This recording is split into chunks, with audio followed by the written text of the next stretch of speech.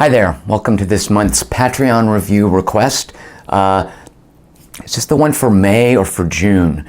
I don't know, we're pretty much at the turn of the month every month. If you don't know what this is, why are you watching this video? This is once a month. My Patreon supporters who support me for $10 or more get a little message from me saying, hey, tell me something you'd like me to review, to write up. Whether it's a recommendation, whether you want to troll me, whether it's something you're just curious about. It can be a book, it can be a game, it can be a TV show. It even at times has been a restaurant. Wait till you guys see what Bruce G came up with this month. It can be anything. I can't guarantee you that I will write an informed opinion, but I'll write something about it. I will experience whatever it is and then write it up. So you can do that if you support me for $10 or more on Patreon. And let's see what we've had submitted this month. And then we're going to randomly draw one and it'll be added to the list. So get comfortable. I'm going to be here for a while because what we're doing now, and we're going to keep doing this until I'm tapped out of recommendations. I don't know how quickly that will take, but every time you guys submit something, a suggestion, a recommendation, whatever you want to call it, a troll, I'll return out of gratitude partly, and out of it's an enjoyable mental exercise. I'll return a counter recommendation, or in some cases a counter troll. So we're going to be here for a while, is basically what I'm saying. If you want, just fast forward to the very end. You can see what got picked. Otherwise, get comfortable. I am going to have a lovely milk stout nitro. These were introduced to me by Alex C. I never know if I can say your last names. Alex C. And you hard pour it like this. And Alex C., interestingly enough, has the first choice this month. Actually, that foam stuff is kind of gross. You gotta wait for this whole thing to, you guys know how beer works. Alex C's number one choice is Peep Show. Not a Peep Show. Peep Show, a TV series. He says, this is what got Mitchell and Webb started. I don't know who Mitchell and Webb are. Presumably some Brits. Okay, Alex C., that's number one, Peep Show. My counter recommendation, and I'm sure Alex C. knows this. If you're English, once you know, there's a couple things you have to know. You have to know like who the Queen is. Then you have to be able to quote Monty Python. Then I guess you call soccer, football. Like those are the three main things that happen if you're English. Somewhere under there, maybe 4 or 5, shouldn't you know about a TV show called Snuff? Matt Berry and Rich Fulcher. It's a very brief thing, weird, subversive. I think it was a BBC4 production. It's only 6 episodes, and it's kind of like Monty. It's not like it's sketch comedy, but you've probably seen the videos of Matt Berry helping out some woman, and then she references her boyfriend, and he says "F you," and he runs off. He's no longer interested. You've seen that little clip, right? Those are all bits and pieces from Snuff that were interspersed through this series where the sketch, like Monty Python, the sketch comedy is kind of a piece. The way it's woven together is part of what's weird and unsettling about it. So Snuff, you all know Toast of London, Matt Berry, right? Dark Place. Snuff, I think, is the underappreciated Matt Berry.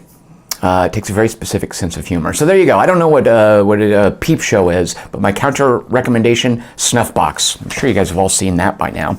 Clay H, Old Man's Journey. Thanks, Clay H. It's on the iOS, he says. What else did he say about it? If he said anything else, I didn't write it. I kind of like when you guys don't tell me. I mean, I like when you tell me about why you're recommending something. It's fine to tell me a little bit about it, but I love going into some of these having no idea what they are. So all I know about Clay H's recommendation of Old Man's Journey is that it's on the iOS. My counter recommendation, based on something being on the iOS, it's right over here. Excuse me, I must go off frame to grab it. This is what I've been playing on the iOS lately. This is a card game that was translated to a video game. Oh gosh, why isn't everything wireless in the world? There we go. It was translated to a video game by Obsidian. We know who they are. And they just announced yesterday, that it is coming to the PC, finally.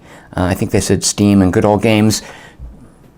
Oh, this is a terrible, this is the loading screen for it. It doesn't tell you what it is. But my counter recommendation, this is what has been pretty much running consistently on my iPad since, I don't know, the last few weeks. It's been out longer than that.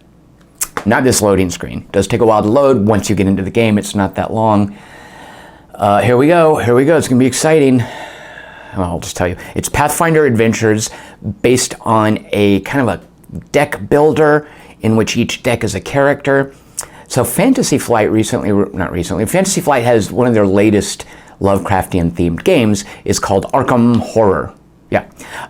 And I'm pretty frustrated with it. But everything that I think Arkham Horror is trying to do, this already does very, very well.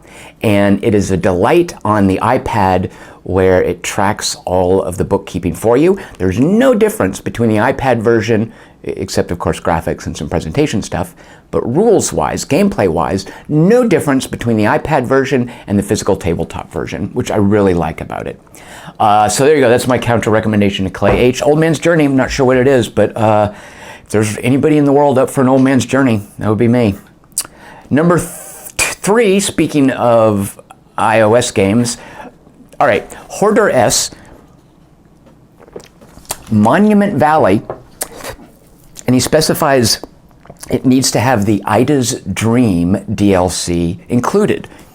And what he wrote about it is, quote, so Hoarder, there's some enthusiasm here. I don't know how much of this is just enthusiasm or exaggeration or hyperbole, but Hoarder says, and when somebody says this, I want to listen. He says this is, quote, the best mobile game ever created.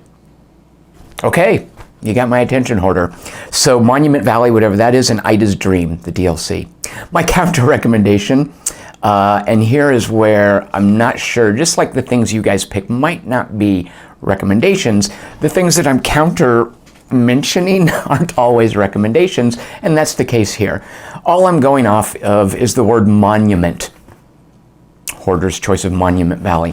Hoarder, I don't necessarily recommend watching this. It's different, it's goofy, it's dumb, but it's memorably dumb. There's a movie called Monument. Now, Monument wasn't originally called Monument. It's called Monument because in the movie, there's a make of SUV called a Monument. You know, it's like an Escalade or a, I don't know, other SUVs, but it's the unspecified car company's Monument. And the Monument is super defended. It's got a smart computer in it. Everything's automated. For this movie, they kind of jury-rigged just some generic SUV with like extra panels and made it look vaguely futuristic. This is a modern-day movie, and they called it the Monument. So this movie Monument wasn't originally released as Monument. It's a Lifetime movie that was called Trapped Child. And it's a dopey horror. So Lifetime, some of these Lifetime movies I do find entertaining because they're basically horror movies for women, right? And Trapped Child is about what if you had a super high-tech Fort Knox style defended SUV and you accidentally locked your child in with the keys. Oops. And you're out in the middle of the desert, by the way, and it's 110 degrees. And you're not supposed to leave pets locked in a car, much less children. So this poor woman trapped in the desert, and all the reasons that this is perilous, you'll have to see for yourself. So Trapped Child or Monument.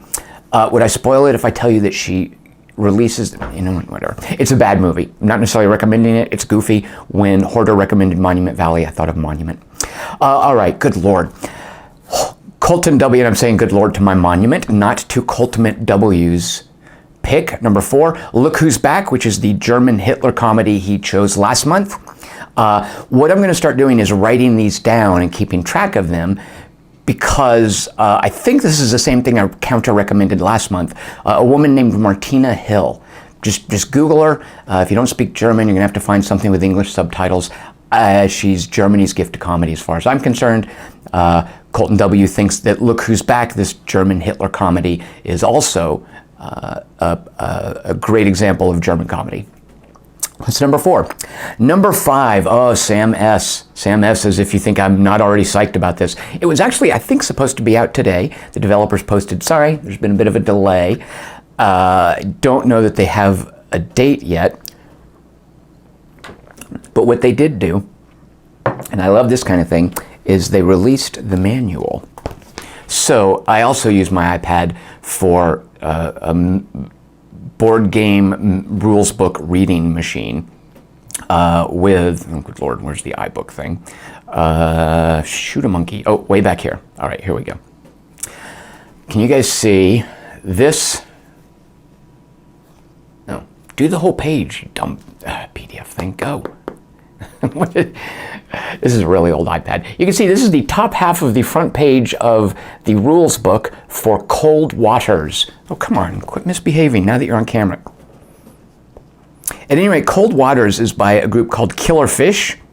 Is that for a developer name? They, well, there's a full page from the table of contents. Fortunately, the fancy artwork on the front page. Refresh. Whoops, I just closed it. Killer Fish did a game called Atlantic Fleet, which was a Pacific World War II game. Here we go, look. There's the full picture in all of its glory, black and white drawing.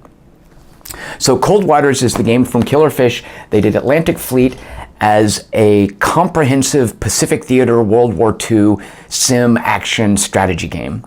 And this is their, as you can tell from the title, Cold Water. Can't believe that's not taken. This is their Cold War take on that, where you have a nuclear submarine. It's got a campaign mode where you have to like repair your sub and go to base, and it just looks really cool. So it should have been out by now, but there was some delay. The developers said, well, it has to do with the Steam review process, but we're on our way out. It should be a matter of days. In the meantime, have the manual, which I've been enjoying. So that's what that's what Sam S chose. So Sam S, my counter recommendation, I don't know this, but I am intrigued by it. Some friends pointed out to me a game called, and just the title alone is exciting, a game called They Come Unseen. Now you might think, oh, horror, maybe zombies even, quiet shuffling zombies. No, it's a Cold War game.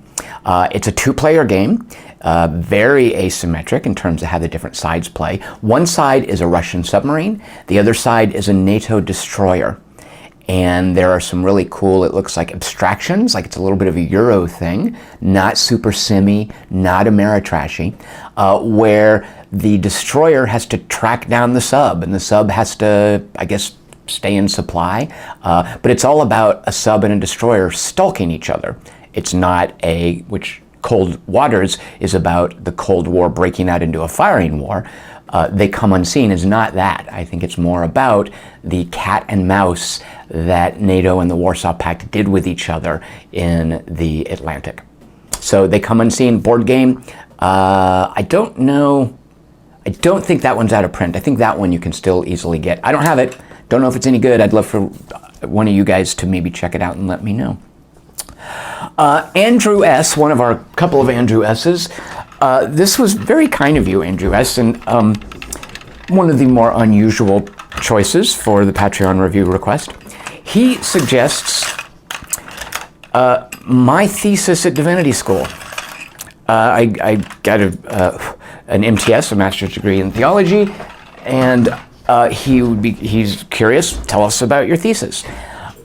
All right.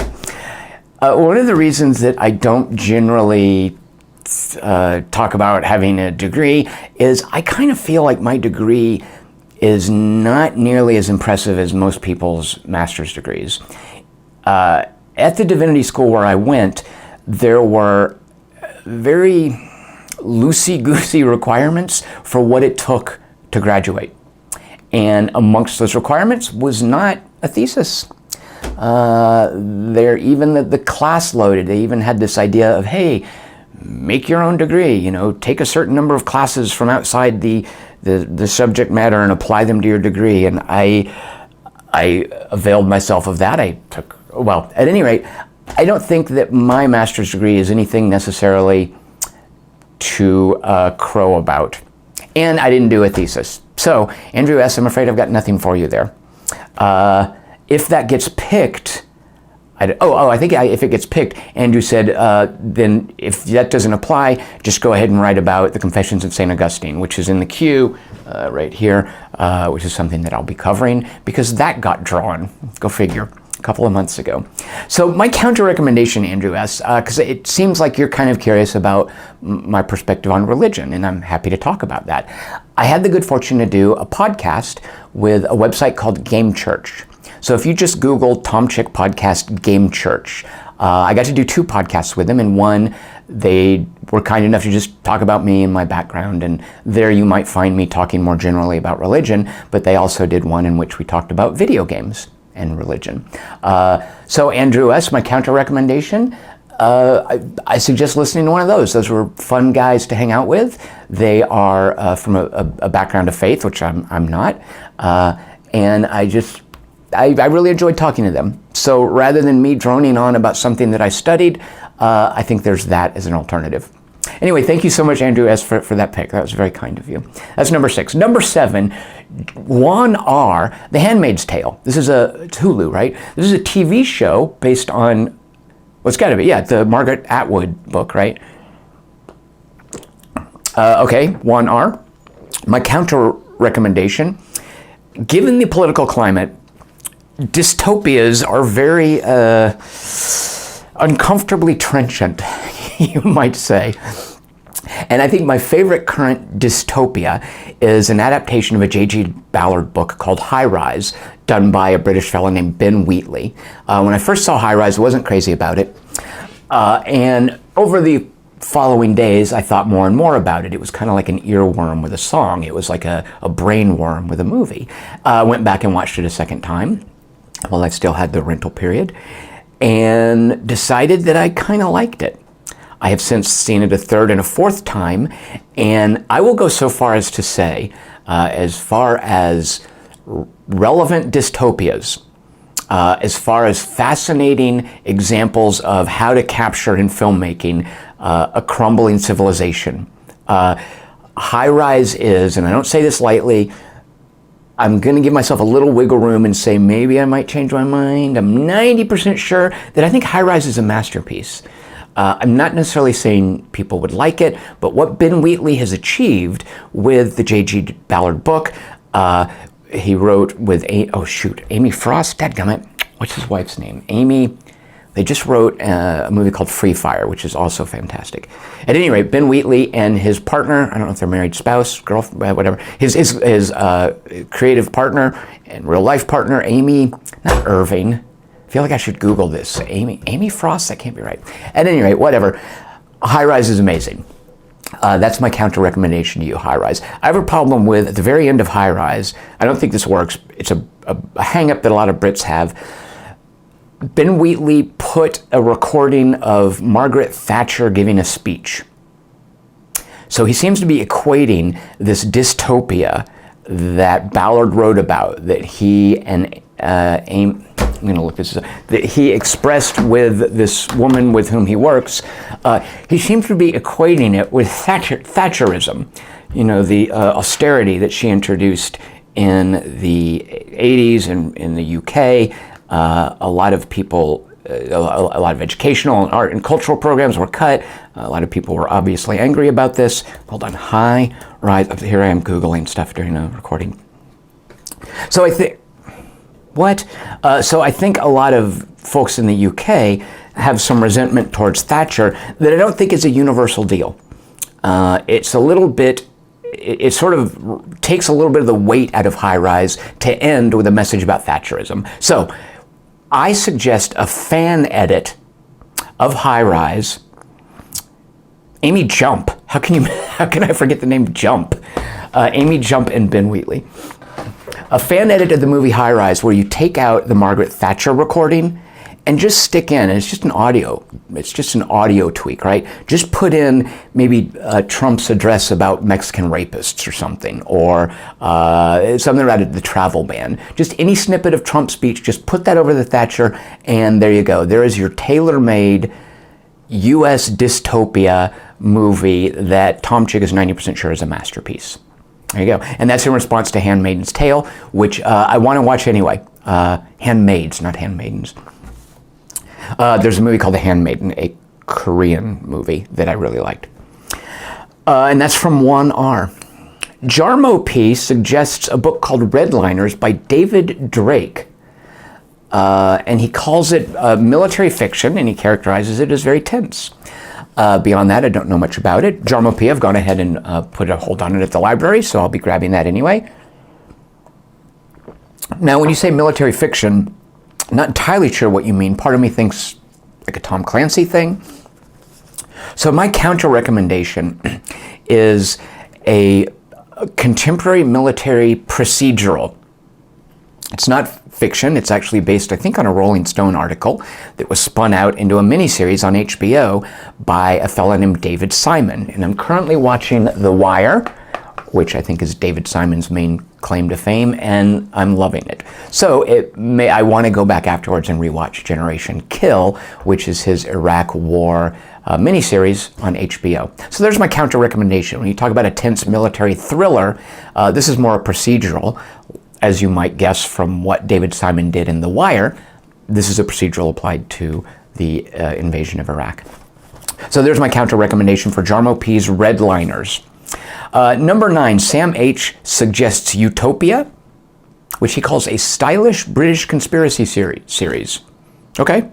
My counter recommendation, Sam H. This is not British, but it's, I want to say it's from New Zealand.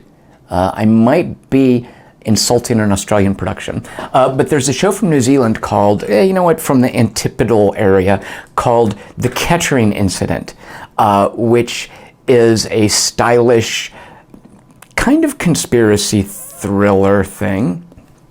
It is a TV series, and I can imagine the payoff not working for some people. There's only one season. I don't think it's going to get picked up for a second season, so it's a one and done, and I'm not sure they intended that. Like, it almost seems like they figured, yeah, we're going to get a second season, and they didn't. But the fact that they didn't, and the fact that it ends the way that it ends, works entirely for me.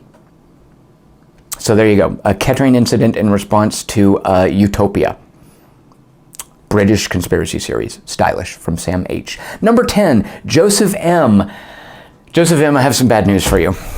He's recommended this previously. He would like a review of the book Player of Games by Ian Banks, and he even was kind enough to send me a copy. Joseph M, I'm afraid that when you take a look at the front page of Quarter to Three in the next few days, you're going to be bitterly disappointed at a wasted vote. Because guess what? This is getting covered. I just want to say, I really like this. Stay tuned. My counter recommendation. Okay, one of the cool things I didn't know any of the Culture series from Ian Banks, and this, I believe, is the second novel from the Culture series. The premise of the Culture series seems to be, what if there is a kind of higher alien intelligence, civilization, that is not controlling, but sort of guiding, shepherding the rest of the universe with these sentient drones. And it kind of introduces an odd dynamic where you're telling a story, but you've got a super powerful, basically omniscient, omnipotent influence. Like it would be like the gods in Greek mythology, for instance, who can come in at any time and change things, and their technology, like Star Trek, their technology can subvert anything.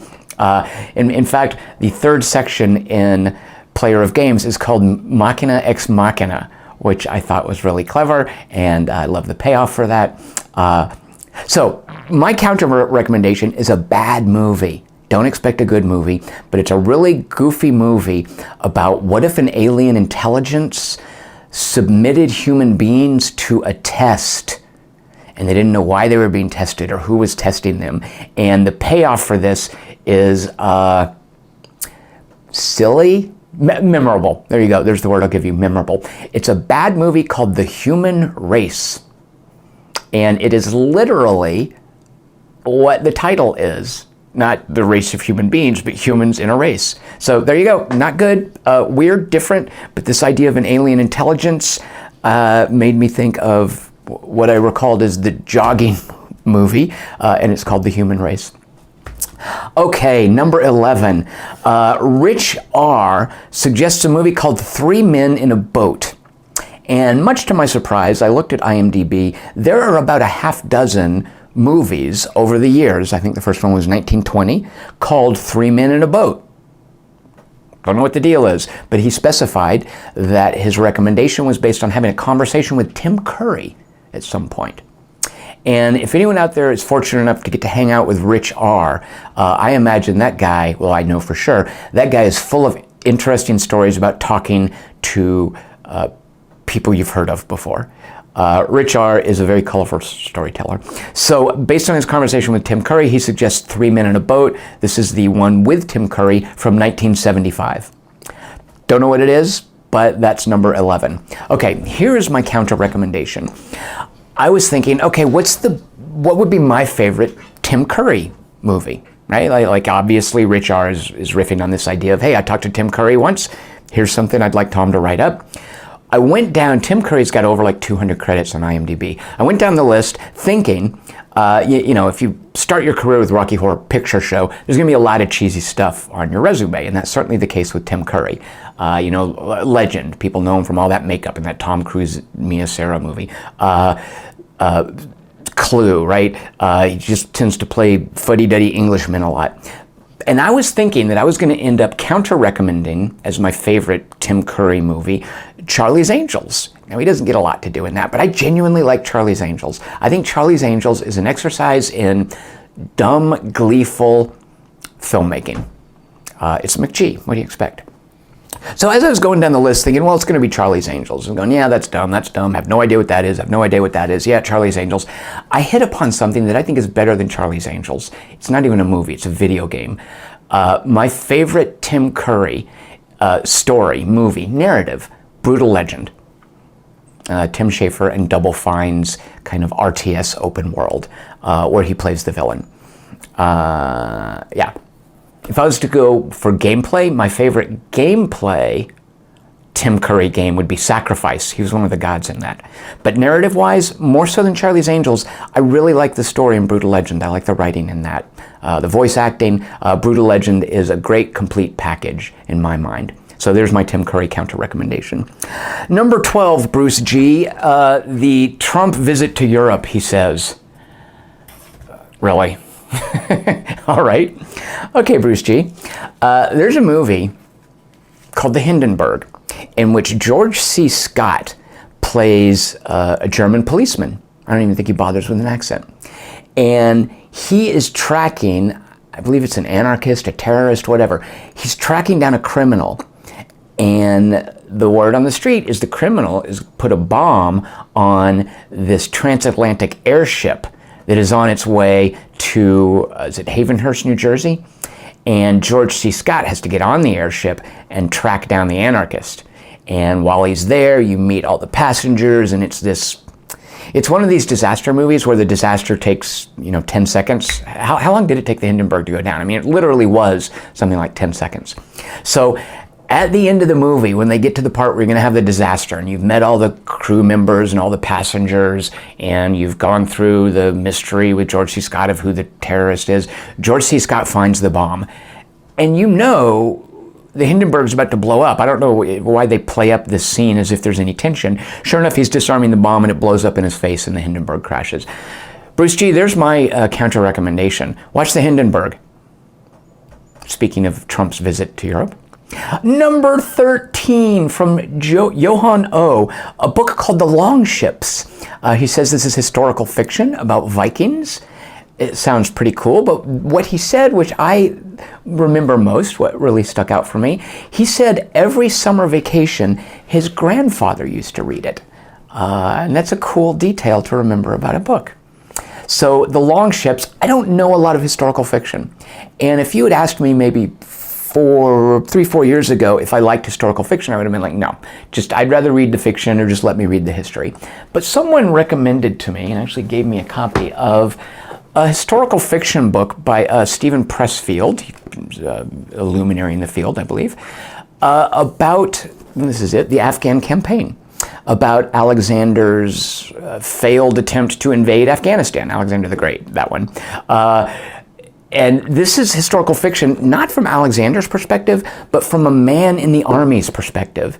It's well written, it's snappy, it's fascinating, the attention to detail is captivating, and it's a look at just what it would have been like to be a soldier in ancient warfare. And it even touches on part of what Alexander did is he would have his soldiers marry local women as a way to create sort of a cultural blend in these places where he had displaced his army, hundreds and hundreds of miles from Macedonia. So he would recruit locals, and he would create relationships with the locals by having his men marry women. And there's a really cool sort of subplot in here about the main character's wife, who's a local. So here you go. The Afghan campaign is my counter recommendation to The Long Ships. All right, we're nearly halfway through. Soren H. confesses that this is a troll pick. This is a TV show, a British TV show from the 70s called The Sandbaggers. Don't know what it is. Soren H., here's my counter troll. I was on an airplane many years ago, just sort of flipping through what things you could watch, and there's a bunch of crappy old TV, and I thought, I'm going to see how The Love Boat holds up. I'm going to watch an episode of The Love Boat. It was not pretty. Soren H., there's my counter recommendation to you. Watch an episode of The Love Boat. Yeah, see how that works. Sandbaggers, have no idea what it is. I'm happy to watch dopey sitcoms from the 70s. Although he didn't say it's a sitcom, he said it's a 70s British TV show. Who knows what it is? We might find out. That's number 14. Number 15 from Andrew S. We've got a couple of Andrew S's. This is quite the intriguing choice. He would like me to visit the Vera Museum, which is here in Los Angeles. He called it a Cold War museum, which it is, and that's what they call themselves on the website. I found this a little misleading because it seems like it's specifically a museum for the Eastern Bloc, for the countries that were under the Soviet Union. They were part of the Warsaw Pact, that were Eastern Europe during the Cold War.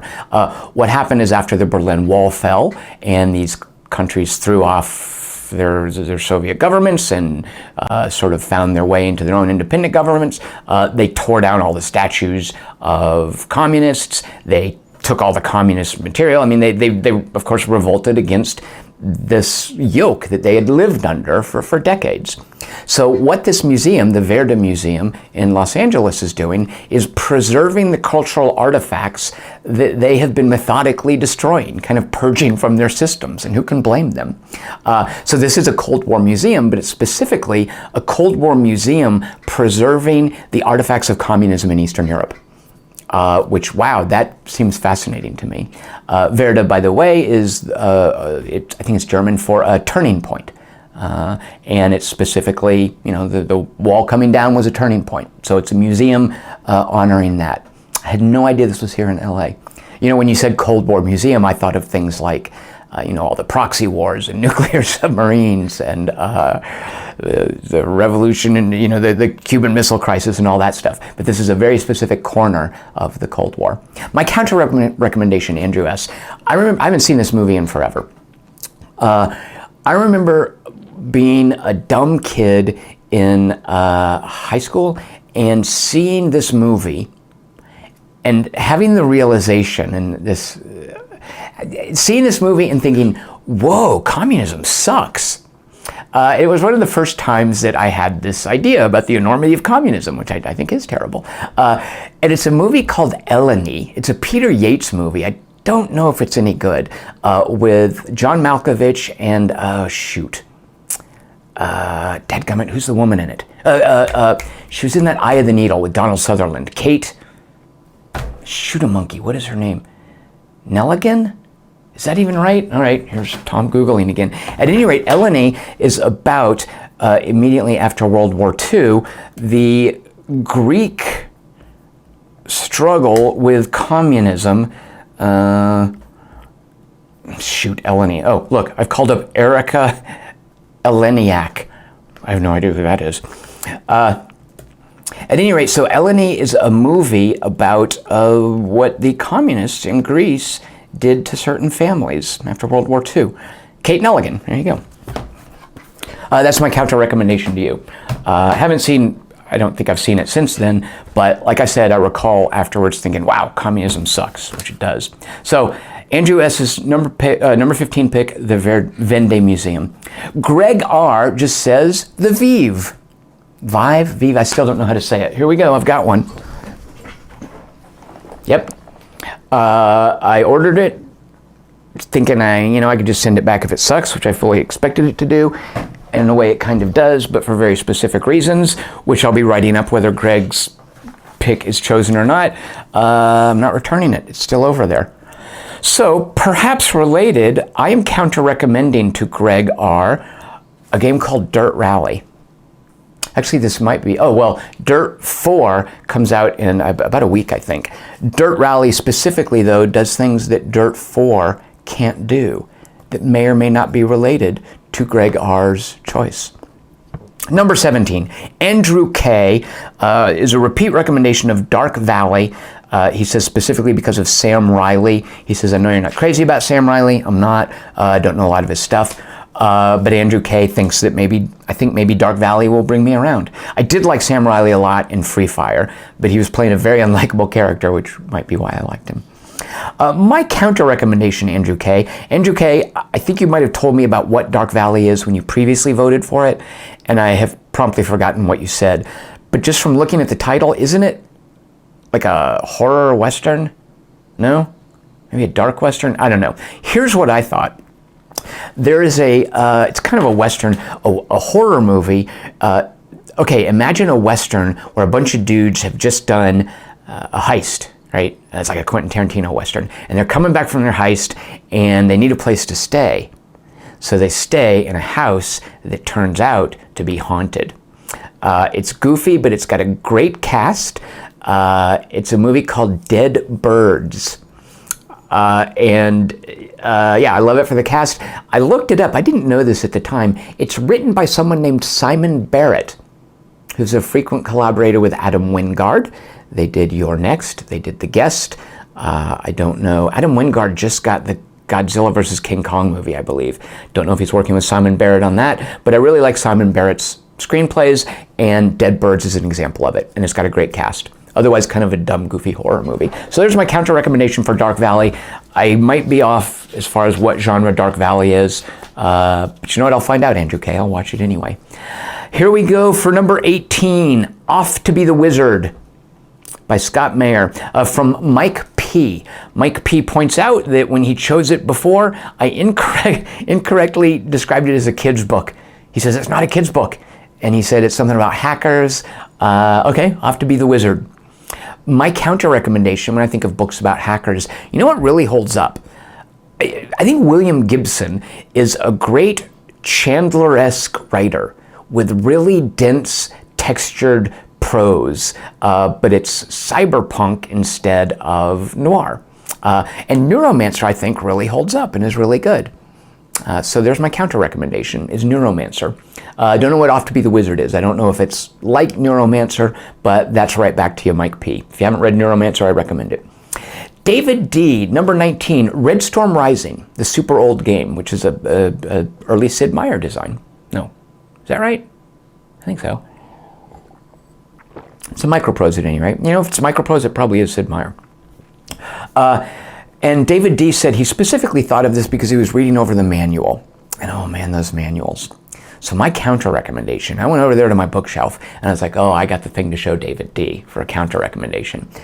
And I looked for it, and I looked for it, and I looked for it, and I couldn't find it.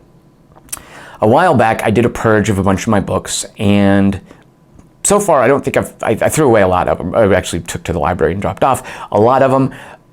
I don't recall if I've ever regretted any of them I got rid of. You know, I made a lot of hard choices.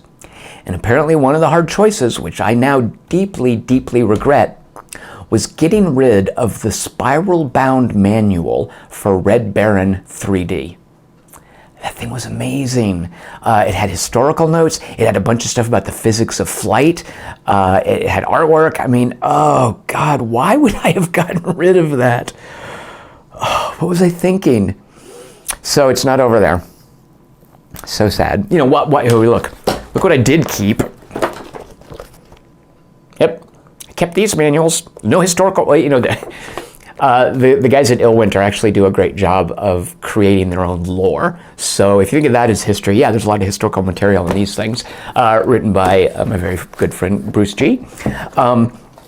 So I kept those, but for whatever reason got rid of the Red Baron 3D manual. That was going to be my counter recommendation. It still is. That's my counter recommendation. However, I did notice you can, if you buy the Red Baron pack, which is available for $10 on Steam or Good Old Games, it comes with the manual, a PDF, for Red Baron 3 and Red Baron 1, by the way, if you want that.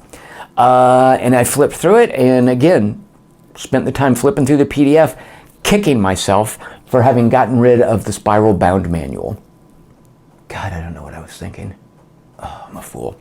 So there's my counter recommendation, David D. Talk about reading the manual for Red Storm Rising. Those were something, weren't they? The Red Baron one is right up there as well. And I'm specifically recommending the manual. I don't know if the game holds up. I can't imagine it does. Those old flight sims? Yeah. All right. Eric G, he's asked for this before. He says he's looking for a good two-player game. He wants to know if Santorini is any good. Eric G, it is. And that's all I'll say, because maybe it'll get picked and I'll write it up. My counter recommendation, Eric G, a very good two-player game. It's old. You can't find the original one. A friend of mine recently, Bruce G, once again, recently bought me a copy of the original one that he found at a board game store. The reprint from Fantasy Flight doesn't have some of the cool components. It doesn't have these oversized cards. It doesn't have these poker chips that come with the original version. But the reprint of Cold War, there's a Star Wars version of it. Don't get that. It sucks. The Cold War, the original version of it, very, very good two-player game. It's you don't have to be really into the Cold War. You don't have to be a history nerd. It has a really cool sort of, it's almost like blackjack game that you play to represent fighting over in the Cold War over control of a country. But then this little simple round of blackjack, which is very thematic, by the way, it has stuff about which factions you're controlling and how, companies interact with the military, which interacts with the media, really cool stuff. And it's situated, each of these little matches, in a sort of a strategic cat and mouse bluffing game, which I really like. So Cold War, fantastic two-player game. I cannot recommend it strongly enough to anyone who likes two-player gaming. Santorini is good too. So that for Eric G. That's for the okay. Leroy B. Pericles, really? This is from GMT Games. It's a Mark Herman design, which bodes well. But ooh boy, it's dense.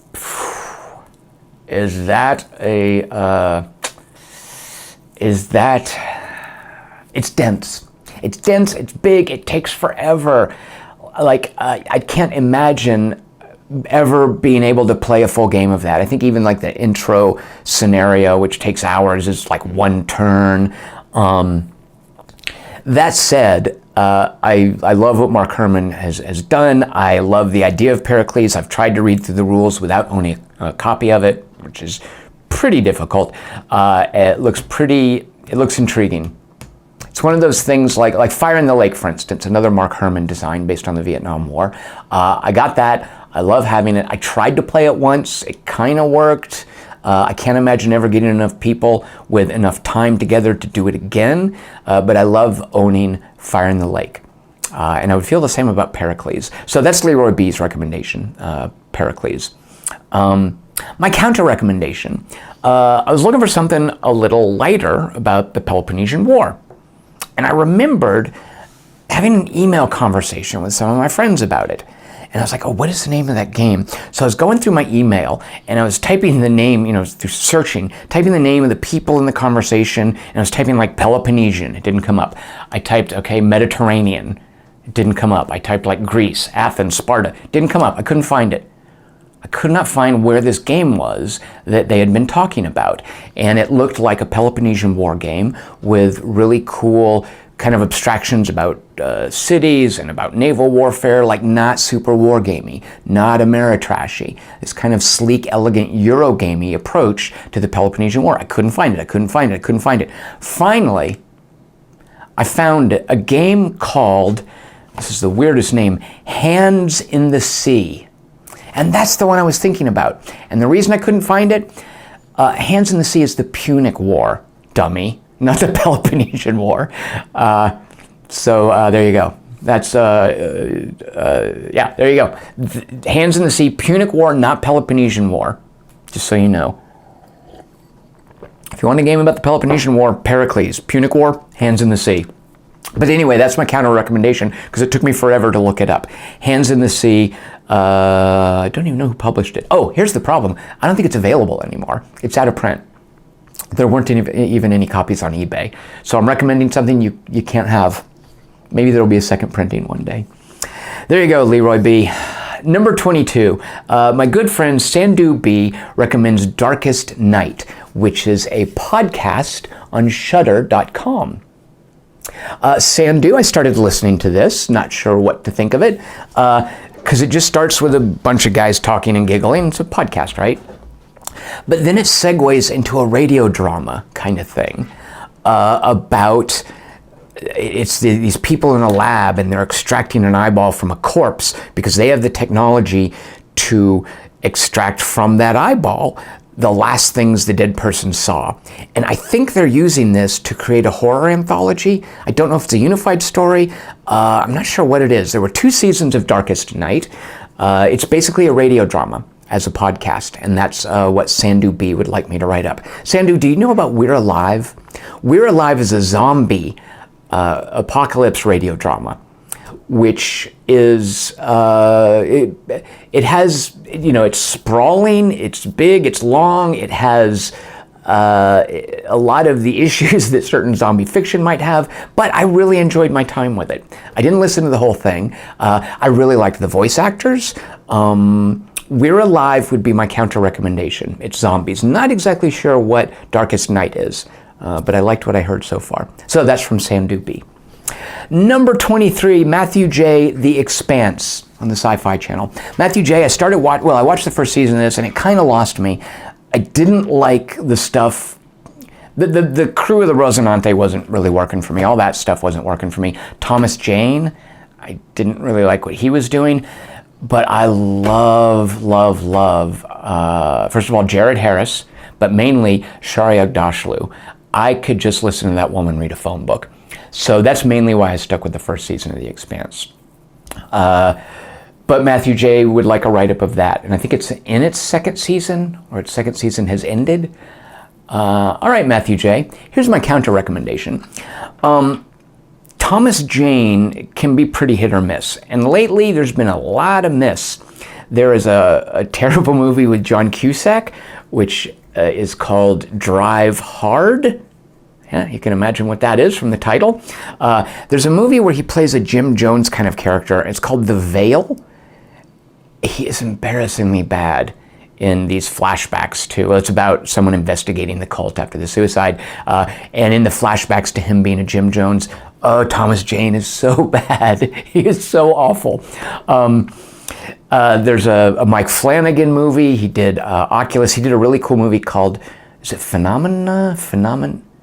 Well, Mike Flanagan's first movie is really good. Since then, he did, Hush. I really like Hush that he did. He did a movie called Oculus. He did a movie with Thomas Jane called Before I Wake, which is pretty terrible, and Thomas Jane, whatever. So here you go. Here's the last really cool thing I saw Thomas Jane in. A movie called Standoff with Thomas Jane and Larry Fishburne, and it's basically 2 guys who want to shoot each other, one of whom is holed up on the second story, the other is on the first story. It's one of these kind of like Free Fire in a way. It's a parlor room shootout movie, kind of. So Standoff with Thomas Jane would be my counter recommendation. If you enjoyed him in The Expanse, I would recommend checking that out. All right, so there you go, Matthew J. John R., Alien Resurrection. And John R. points out, and these are good things to keep in mind, that it's directed by Jeunet. Yeah, Jean-Pierre Jeunet. Never sure how to say his name. There is Genet, a French playwright, Junet, this guy's Junet. Directed by him, the City of Lost Children guy, but written by Joss Whedon. How many people remember that Joss Whedon did Alien Resurrection, aka Alien 4? John R., I'm an Alien 3 apologist. I'm not sure I would go that far with Alien 4. I haven't seen it in a couple of years. So, okay, John R., you're on.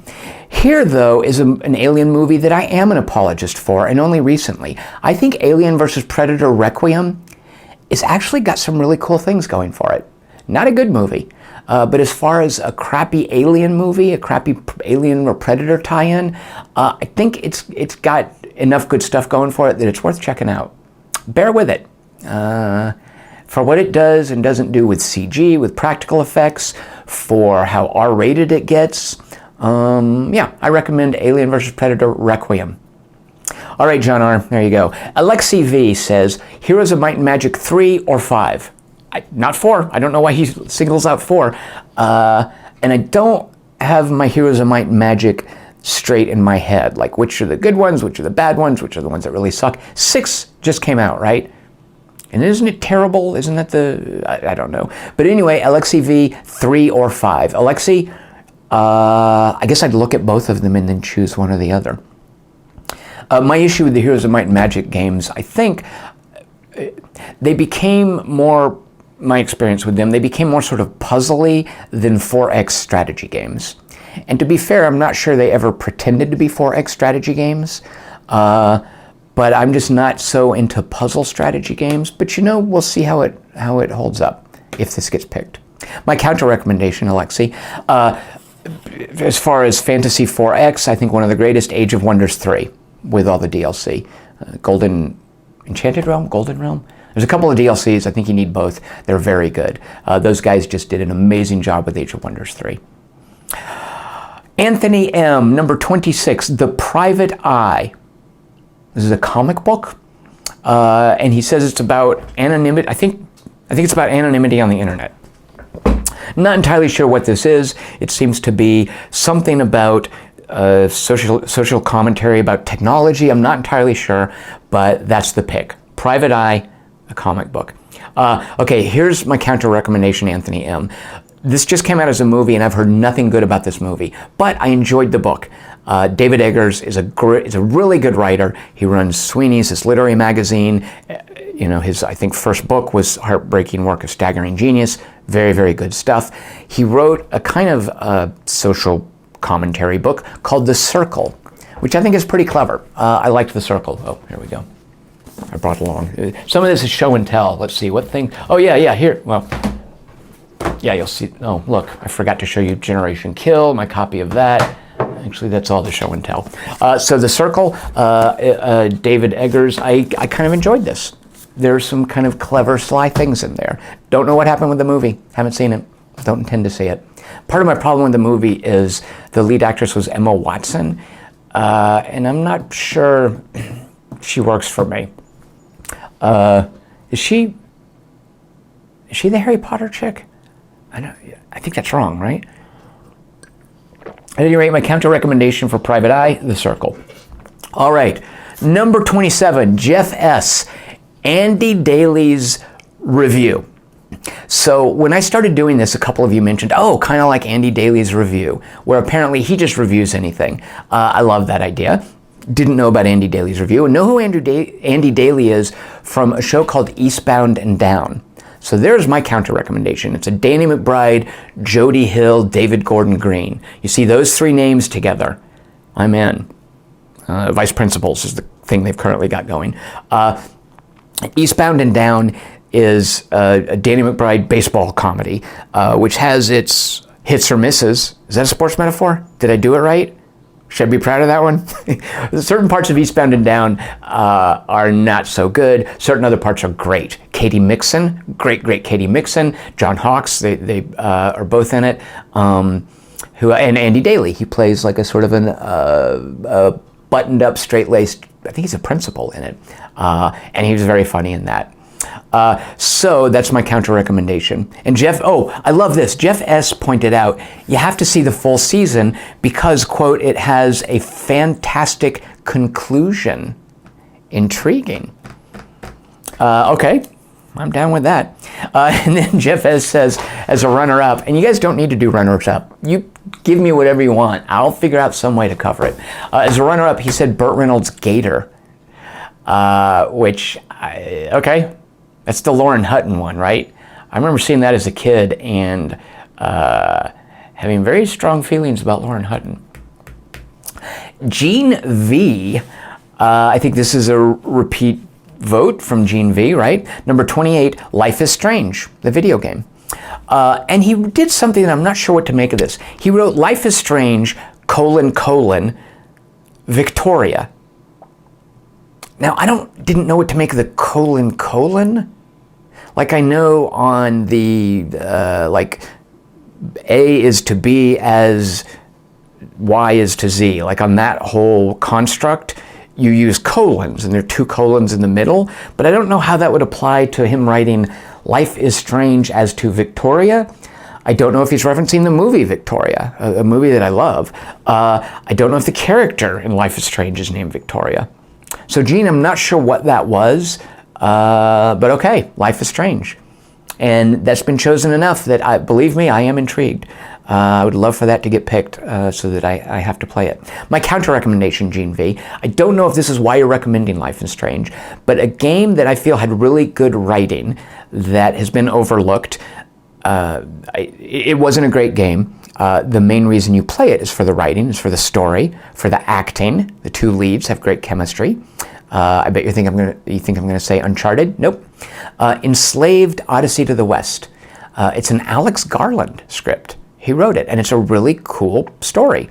And the 2 actors, Andy Serkis is one of them, Lindsay, oh shoot. I'm not gonna Google it, but you know what I am. Lindsay, I confuse her and Emily Rose, the woman who does the voice acting in Uncharted. Odyssey to the West, by the way, is based on some Chinese story. And it's Alex Garland, Enslaved: Odyssey to the West. Enslaved: Odyssey. Do you guys know about Alex Garland's next movie? This thing called Annihilation, based on, I think his name is Jeff Vandermeer's novels. Lindsay Shaw, of course. Yeah. Lindsay Shaw was really cool in a movie called No One Lives. Japanese fellow who did the movie Versus did a kind of a slasher movie called No One Lives, and Lindsay Shaw has some cool scenes in it. So there's my counter recommendation, Alex Garland's Enslaved: Odyssey to the West. Have no idea if it's related. I mean, I can't imagine the subject matter has anything to do with Life is Strange, but when I think of a video game with good writing that got overlooked, that isn't necessarily great gameplay-wise, Enslaved: Odyssey to the West. Just put it on easy, enjoy. Number 29, Andy W., The End of Mr. Y. A book, right? Yeah, by Scarlett Thomas. Wait, Thomas Scarlett? What did I write? Yeah, Scarlett Thomas, that's someone's name. Andy W. suggests that, and he says, describing it, I just wrote these words from his description. He said he wrote philosophy, time travel, and eroticism in telling me a little bit about it. Okay. So I was thinking, okay, philosophy, time travel, eroticism.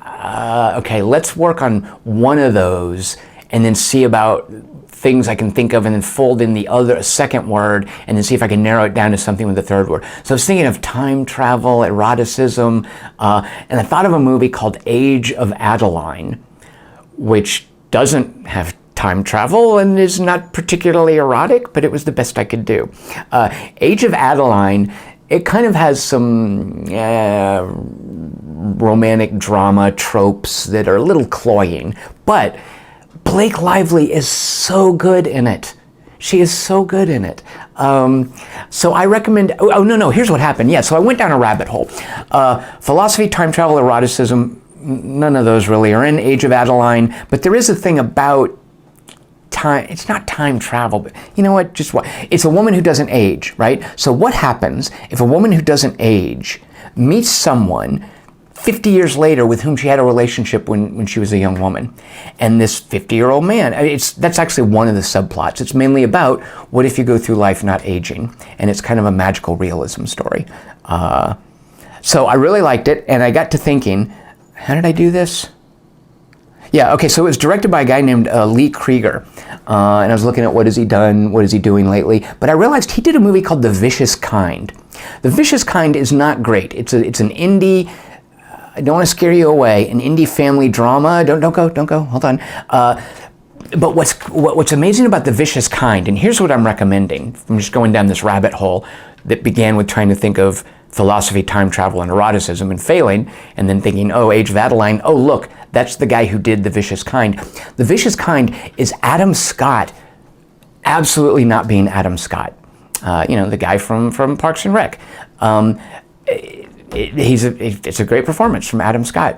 No joking around, and there's some cool J.K. Simmons stuff in there. So I recommend The Vicious Kind. Indie movie, a little uneven, but a fascinating Adam Scott performance. Those aren't words you hear very often. Fascinating Adam Scott performance. Okay, number 30, Scott D. Another vote for Orphan Master's Son. He recommended it previously. I don't remember what I counter-recommended. He was very... I think he basically said that it was really good writing and inspired him as a writer. And he mentioned a little bit about what it was about, and I tried to forget it. Unfortunately, I remembered that it's something with North Korea? I don't know. Yeah, I remember so little, Scott D, about why you mentioned this, which is good. I love going into things not knowing about them. So Orphan Master's Son, also on hold at the library. My counter-recommendation, just riffing on the word son, because I don't... this has nothing to do with North Korea, but riffing on the word son, there's a goofy sort of dragons and swords and magicians movie called Seventh Son with Jeff Bridges. It has a really cool cast. It has good effects, great production values, and Jeff Bridges is an absolute hoot because he could not take this movie less seriously, and it works perfectly. Yeah, it has nothing to do with Orphan Master's Son other than that it has the word son in it. But Seventh Son, that movie tanked. I'm sad, too, that it tanked. Seventh Son is genuinely good. I mean, for a goofy fantasy movie. All right, finally, Chris M. Number 31, 20th Century Women, which I keep meaning to see. It has Annette Bening. It has the Fanning with the looks, as opposed to the Fanning with the talent. Dakota versus Elle. It's directed by Mike Mills, who I thought I recognized his name. I was thinking, is that the guy that did Upside of Anger? Nope, that's Mike Binder. Mike Mills, let's go down another rabbit hole. Come with me down this rabbit hole. Mike Mills did a movie called Thumbsucker. And I was like, oh yeah, I saw that. I didn't really like it. Nope, haven't seen Thumbsucker. I was confusing it with a movie called Chum Scrubber. You can see my confusion there. Thumbsucker, Chum Scrubber. Two different movies, totally different. I've only seen one of them. Chum Scrubber I saw, I didn't care for it. For whatever reason, I got to looking at what the Chum Scrubber director has done since then. He did a movie that actually looks interesting, but not enough for me to actually track it down, called Face of Love, which, reading the synopsis, made me think a little bit of Age of Adeline. Face of Love stars Annette Bening, which brings us around to 20th Century Women. So here's where I really decided, you know what, I'll see anything with Annette Bening. The Kids Are All Right, Lisa Cholodenko's movie with Annette Bening, Julianne Moore, Mark Ruffalo, and Mia Wasikowska. And some dude, Josh Hutcherson, is it that Hunger Games kid who's out of his element? But that's the thing with actors. If you put someone who's not really good with a bunch of really good actors, they elevate the not very good actor. So I think that I don't remember finding Josh Hutcherson distracting or annoying, but he's no Mia Wasikowska. Chris M., I'm sure you've seen this, right? Kids Are All Right. Amazing movie. I love that movie so much. Lisa Cholodenko has since, I think, done a lot of TV. Her previous movie, Laurel Canyon, I don't recommend that, partly because of the actors. But Kids Are All Right, fantastic. All right, and that's number 31, and I just had a comment from the cat. Let me bring him in. Come here, fatty. Oh, okay. Okay, so there you go. I was getting ready to sign off. Here's the important part. All right, cat, help me out here. I'm sorry, he was asleep and I've interrupted him. All right, there you go. All right, cat. Rather than use the iPad and fumble around with the button, I am going to marshal the power of Apple. Here is randomresult.com. Cat, you're licking my leg. That's painful. Your tongue is too rough. We are going to enter a number from, I've already got it set up. Look, 1 to 31. All right. the winner of the Patreon review request is, this requires a sip of beer. Stand by. Boom. Did I do it? It is number 14, which is, you guys know by now, I'm backing up. 14 is The Sandbaggers. Soren H's troll vote for a 70s British TV show. Congratulations, Soren H. I have been trolled. All right. Oh, God, does it have a laugh track? My friend Christian watches Seinfeld, and it has a laugh track. How can anyone stomach a laugh track these days? The only thing that I think is funny enough that I can deal with it having a laugh track, Steve Coogan has a TV series called I'm Alan Partridge, This is Alan Partridge, something Alan Partridge, whatever. Steve Coogan's TV series about Alan Partridge has a laugh track. It's so good that I can endure the laugh track. Anything else with a laugh track, I can't. So, The Sandbaggers, 70s, yeah, it's got to have a laugh track. Although I'm not sure, I might be assuming it's a sitcom. Well, we'll find out. So congratulations, Soren H. Congratulations, Sandbaggers. That is the winner of this month's Patreon review request. If you would like to participate in future months, just support my Patreon campaign for $10 or more at patreon.com/TomChick. I cannot tell you guys how much I appreciate that you do this for me. Thank you so much. I wish I could do more for you than this every month. If I could come over to your house and play board games with you, if I could share a beer with you, if we could go see crappy movies for the movie podcast with you, I would love that. At any rate, it means a lot that you guys participate the way you do. Thank you so much. And join me next month for another one of these. Say goodbye to the cat. There you go. And yeah, cat's not interested. And we'll see everyone next month. All right, cheers.